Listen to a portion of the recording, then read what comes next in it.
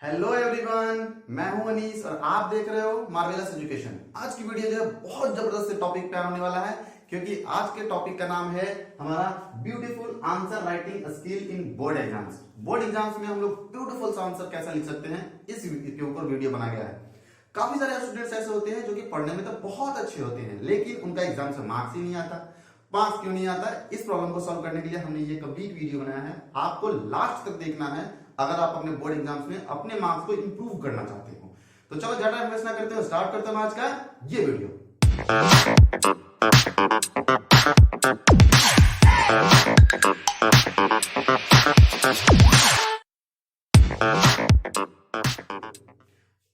दोस्त, जैसा कि मैंने अभी प्रॉमिस किया कि इस वीडियो में मैं आपको बताने वाला हूं वो सारे प्लानिंग्स जिसका यूज करके आप अपने बोर्ड एग्जाम्स में मार्क्स को काफी इंप्रूव कर सकते हो। उन प्लानिंग्स को मैंने दो पार्ट्स में डिवाइड करा है। कौन कौन? फर्स्ट वन हमारा प्लानिंग सेक्शन है और दूसरा है हमारा आंसर राइटिंग स्किल। तो आंसर राइटिंग हम लोग कैसे करना है, तो जैसा कि आपने देखा होगा कि अभी क्रिकेट इंडियन क्रिकेट टीम में अगर मैं देखूं तो सबसे अच्छा कैप्टन जो है ना वो महेंद्र सिंह धोनी है। अब बोलोगे सर जी कैसे, ये तो सब कोई जानता है, पर उसके पीछे का राज क्या है, कैसे है वो सबसे बेस्ट कैप्टन। एक्चुअली जब भी वो खेलने जाता है ना तो खेलने में खेलते तो सारे प्लेयर्स हैं, पर उस गेम में किसका क्या रोल होगा, कब कौन बैटिंग पे जाएगा, कब कौन बॉलिंग पे जाएगा, सारा प्लानिंग वही बताता है उसका कैप्टन। उसमें कैप्टन का एक बहुत बड़ा रोल होता है, मतलब वो प्लानिंग ही काफी ज्यादा इंपॉर्टेंट रोल प्ले करता है और हम लोग मैच जीत कर आते हैं। तो उसमें जैसा वो प्लानिंग करता है वैसा हम लोग एग्जाम के टाइम कैसे प्लानिंग कर सकते हैं ताकि हमारा स्कोर बढ़ सकता है। इसको मैंने पूरे प्लानिंग सेक्शन के अंदर रखा है कि एग्जाम भी जो है एक तरह का गेम की तरह ही होता है। अगर आपको उस गेम को एंजॉय करने के लिए सबसे पहले क्या करना होगा, उसका प्रॉपर प्लानिंग करना होगा। तो प्रॉपर प्लानिंग के लिए सबसे पहले क्या करना है, जब भी आप बोर्ड एग्जाम्स में जाओगे ना तो मैक्सिमम जो बोर्ड एग्जाम चाहे वो 10th का हो, 12th का हो या फिर किसी कॉलेज के अंदर आप सेमेस्टर एग्जाम दे रहे हो, सारे एग्जाम्स मैक्सिमम जो होते हैं 3 आवर के 3 आवर के लिए जाते हैं या फिर कुछ एग्जाम्स 2 आवर के लिए होते हैं। तो अगर वो एग्जाम जो जिसमें आप बोर्ड एग्जाम में अपीयर होने जा रहे हो उस एग्जाम से पहले 15 मिनट का ऐसा टाइम दिया जाता है जिसमें आपके पास आंसर, आपके पास क्वेश्चन नहीं होता है, सिर्फ क्या होता है, आंसर शीट दिया जाता है स्टूडेंट्स को। किस लिए? तो उस वक्त ये 15 मिनट का जो एक्स्ट्रा टाइम दिया जाता है स्टार्टिंग का, सबसे पहला नंबर प्लानिंग वाला सेक्शन में दोस्त, पहला नंबर टाइम इसलिए दिया जाता है ताकि स्टूडेंट 15 मिनट एक्स्ट्रा जो मिला गया उसमें अपने डिटेल्स को लिख सके, जैसे नाम, class, roll number, roll code, ये सारी चीजें आपको पहले से एडमिट कार्ड के अंदर दिए जाते हैं, उस डिटेल्स को फिल कर लेना है उस वक्त। दूसरा, इसमें हम लोग जैसे ही क्वेश्चन पेपर मिले तो उस वक्त भी हमें एक्चुअली जो 15 मिनट होता है उस टाइम इंटरवल में ही इंक्लूडेड होता है, मतलब 15 मिनट एक्स्ट्रा ही मिलता है। किसके लिए? इंस्ट्रक्शंस रीड करने के लिए। क्वेश्चन पेपर में जितने भी इंस्ट्रक्शंस दिए हुए हो ना उस इंस्ट्रक्शन को पढ़ने में फोकस करो। तीसरा, create margin in answer sheet. जब भी आपको आंसर शीट मिले ना तो उसमें कुछ एग्जाम्स ऐसे होते हैं जिसमें आंसर शीट जब दी जाता है तो उसमें मार्जिन नहीं होते, मतलब लेफ्ट में मार्जिन, राइट में मार्जिन जो छोड़ना होता है ना वो मार्जिन क्रिएट नहीं किए होते हैं। अगर क्रिएटेड है पहले से तब तो कोई प्रॉब्लम नहीं है, इश्यू नहीं है। अगर नहीं है तो उसमें मार्जिन आप जरूर क्रिएट कर लो ताकि आपका कॉपी जो है आंसर शीट ब्यूटीफुल दिखो जाएगी आपका। उसके बाद तीसरा हमें क्या करना है, जब भी आंसर लिखना है तो हमें सिस्टमेटिक तरीके से लिखना है। कहने का मतलब ये है, सपोज करो कि मैं फर्स्ट आंसर लिखा, फर्स्ट आंसर मुझे जैसे ही लिखना गया तो फर्स्ट आंसर लिखने के बाद फिर मुझे वहां पे नंबरिंग देना है कि फर्स्ट नंबर का आंसर ही मैं लिख रहा हूं। सेकंड नंबर पे जैसे आप जंप करो तो बीच में बहुत ज्यादा स्पेस आपको नहीं देना है, एक लाइन का स्पेस दो, उसके बाद फिर सेकंड नंबर पे आ जाओ, सेकंड नंबर पे सेकंड नंबर नंबरिंग देना, फिर वहां से लिखना शुरू कर देना है। कभी कभी क्या होता है कि हम सपोज करो कि मैं 4th नंबर या 5 नंबर का आंसर लिखने जा रहा हूं पर मुझे लग रहा है कि इससे भी और अच्छा आंसर अभी लिखा जा सकता है, कुछ और पॉइंट्स मुझे मैं भूल रहा हूं। अगर कुछ पॉइंट्स भूल रहा हूं तो मैं 3-4 लाइन को छोड़ दिया करते हैं ताकि जब बाद में हमारे पास टाइम बचेगा तो उस टाइम में हम उस गैप में, बीच में जो गैप हमने छोड़ा उसके अंदर आकर वापस लिख सके। पर ध्यान रहे मेरे दोस्त, अगर आपको लगता है कि उसने उतना आंसर ही सफिशिएंट है, बाद में अगर कुछ ना मिल रहा हो तो भी कुछ ना कुछ डायग्राम्स वगैरह उसके अंदर इंक्लूड कर दो। उसमें क्या करना, हमें ब्लैंक स्पेस कभी भी नहीं छोड़ना है दो आंसर्स के बीच में। हमेशा दो आंसर के बीच में अगर आपने ब्लैंक स्पेस छोड़ा है तो अगर वो प्लान कर रहा है कि इसे 3 में 3 मार्क्स दे देना है तो ब्लैंक स्पेस देकर कभी भी 3 मार्क्स आपको नहीं देना, क्योंकि वो ब्लैंक स्पेस जो होता है उसके दिमाग में गलत इंप्रेशन लेके जाता है। तीसरा जो आपको इंपॉर्टेंट पॉइंट ध्यान में रखना है कि फोकस ऑन, कभी भी एक क्वेश्चन के ऊपर बहुत ज्यादा फोकस आपको नहीं करना। कभी कभी ऐसे भी क्वेश्चन आ जाते हैं जिसका आंसर आप बहुत अच्छे से पढ़कर नहीं आए लेकिन आपको आंसर पता है, तो पहले उन आंसर्स को अच्छे से आप लिख लो जिसका आंसर आपको बहुत अच्छे से पता है, उसका आंसर आप स्पीड में लिख सकते हो।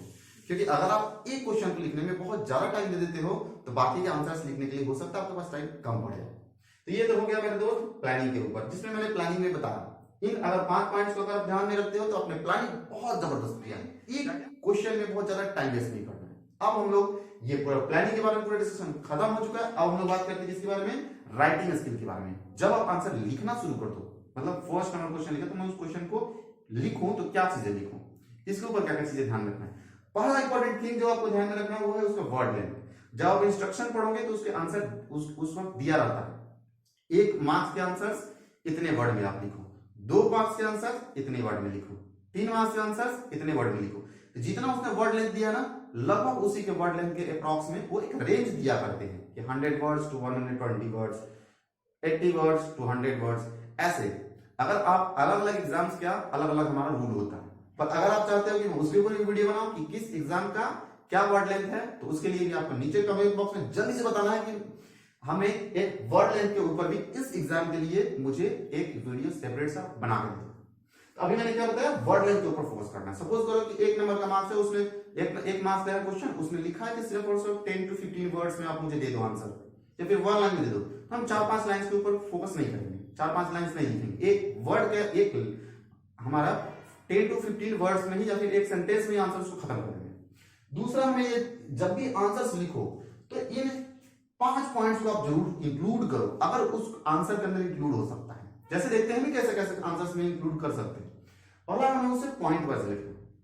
सपोज करो कि हमें कोई ऐसा क्वेश्चन दे रखा है कि इसके कैरेक्टरिस्टिक के बारे में लिखो, कैरेक्टरिस्टिक उसके 5 है, तो कैरेक्टरिस्टिक लिखते वक्त मन करता है कि एकदम लाइन बाय लाइन एकदम कंटिन्यू अपन लिखते चले जाएं, पर ये गलती मिस्टेक्स आपको नहीं करना है। सबसे पहले क्या लिख देना है, 5 characteristics of this one is as follows. उसके बाद फिर हमें point 1, second character, third character, fourth character और फिफ्थ कैरेक्टर, ऐसे 5 कैरेक्टर्स आपको पॉइंट वाइज लिखना है। पॉइंट वाइज लिखने से सामने वाले का आंसर जल्दी दिखता है और अच्छा दिखता है। अगला पॉइंट जो आपको ध्यान में रखना है कि टेबुलर फॉर्म में, अगर ऑप्शन दिख रहा है कि टेबुलर फॉर्म में लिख सकते हैं तो टेबुलर फॉर्म में लिखो।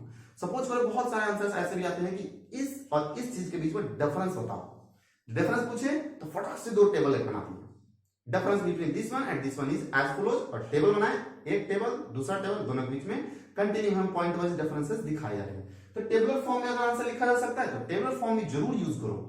तीसरा, हमें डायग्राम्स के बारे में, बहुत सारे ऐसे बायोलॉजी या फिर फिजिक्स का या फिर केमिस्ट्री का भी ऐसा क्वेश्चन आता है, या फिर एसएससी में वगैरह में भी क्वेश्चंस ऐसे आते हैं जिसमें डायग्राम्स आपके बनाने के लिए ऑप्शन है। अगर डायग्राम बनाने के लिए ऑप्शन है तो आप डायग्राम जरूर बनाओ।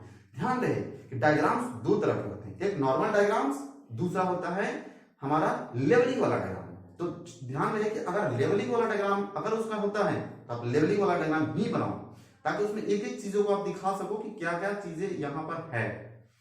अगला हमारा केमिकल रिएक्शन, अगर केमिस्ट्री का क्वेश्चन है उसका अगर केमिकल रिएक्शन हो सकता है, आंसर्स में आपने सारी चीजें बताया है, फिर भी आपको नीचे केमिकल रिएक्शन एक जरूर लिखना है, क्योंकि आंसर्स और भी खूबसूरत दिखता है उससे। लास्ट हमारा है फॉर्मूला बेस्ड। तो कभी भी अगर मान लो फिजिक्स का ही कोई क्वेश्चन आ गया जिसमें हमें उस एक फॉर्मूला पर वो सवाल बनने वाला है, अगर फॉर्मूला पर सवाल बनने वाला है मेरे दोस्त, तो फॉर्मूला को सबसे पहले लिखो, तब फिर उसके अंदर वैल्यू पुटिंग करो और तब बनाओ। मुझे पता है कि आप बिना फॉर्मूले के भी जल्दी बना दिया करते हो, काफी 2 ही लाइनों के अंदर खत्म कर दिया करते हो, पर सामने वालों को दिखना चाहिए कि वो फॉर्मूला आपको आता है। उसके लिए कॉपी ही है जिसके थ्रू आप सामने वालों को बता सकते हो, क्योंकि कभी वो आपसे मिलने वाला नहीं है। जो एग्जामिनर होता है वो आपसे नहीं मिलने वाला, वो आपकी कॉपी से मिलने वाला, कॉपी के अंदर आपका जानकारी होना चाहिए। लास्ट जो है हमारा ये, जैसा कि ये मैंने अभी 5 चीजें बताया, 5 पॉइंट्स, इन पॉइंट्स को अगर इंक्लूड किया जा सकता है तो जरूर इंक्लूड करो। लास्ट हमें जो यूज करना है, तीसरा बात ध्यान रखना है कि अगर कोई डेफिनेशन मान लो लिख रहे हैं और उसमें हमें अगर एग्जांपल्स अगर दिया जा सकता है तो एग्जांपल्स भी आप जरूर दो। मान लो किसी का डेफिनेशन पूछा गया, डेफिनेशन के बाद अगर पूछा जा रहा है, अगर उसका आंसर एग्जांपल हो सकता है तो उसके एग्जांपल देने से वो आंसर काफी सटीक सा हो जाता है। तो ये थे वो इंपॉर्टेंट पॉइंट जिसको राइटिंग स्किल के टाइम आपको ध्यान में रख सकते हो। इसके अलावा ये सारे पॉइंट्स थे जिसके बारे में, जिसको यूज करके आप एग्जाम्स में अपने स्कोर को काफी बढ़ा सकते हो। अगर आपको किसी और टॉपिक में वीडियो चाहिए तो नीचे कमेंट बॉक्स में जल्दी से बता देना है कि सर जी इस टॉपिक के ऊपर भी वीडियो बना दो। इस वीडियो में इतना ही जानते हैं, मिलेंगे अगले वीडियो में। आपको कैसा ये वीडियो लगा इसके बारे में नीचे कमेंट बॉक्स में बताना है। मिलते हैं अगले वीडियो में, तब तक के लिए बाय बाय।